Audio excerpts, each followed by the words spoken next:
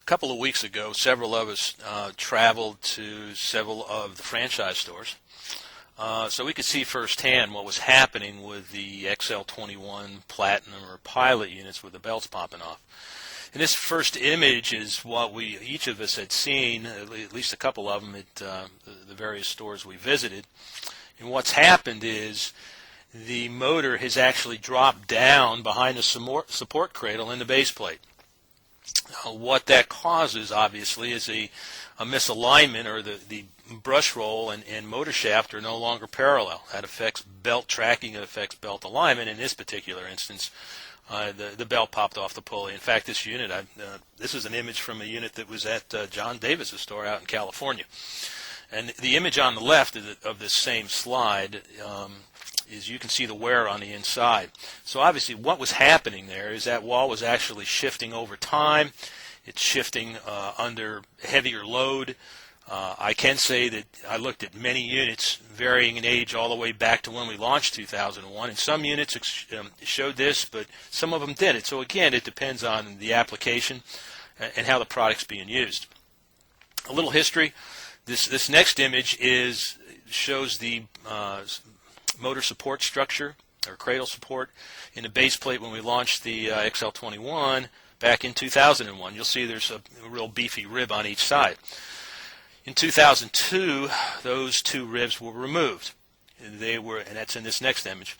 They were removed because we launched a UK version of the XL21, and their agency requirements, kind of like UL, requires a motor enclosure. It's just another plastic part that has to cover the motor. Well, this new design, this motor cover, those two ribs were in the way, and they were removed. Didn't think it was going to be an issue. This next image is from 2005, when we added just one small rib to help support that cradle because we were seeing some issues in the field with that shifting just a little bit, and that was with the natural rubber belt that had less tension.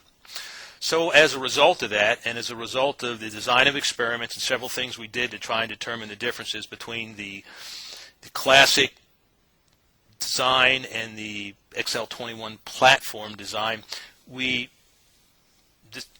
determined we had to add a considerable amount of structure to the cradle and the base plate to support the motor when it's under high tension and heavy load. And that's what this next slide shows. You'll see we added a couple additional ribs on the outside of that motor support cradle. On the inside, that one existing rib was thickened and lengthened, plus we added another thick, tall rib and actually tied that into another wall in the front to where that wall is very rigid. And we implemented that. We actually implemented it on the Pilot in production February 19th, which I think the date code was 10050. And most recently, the Platinum and XL21, which is a different base plate, that was implemented March 8th, and date code was 10067. Also, all the assemblies or base plate assemblies which you order in our service parts, they've all been changed over to this new design to add more structure. So that should help issues in the field if you have a belt popping off. Again, not every unit requires a base plate change, obviously.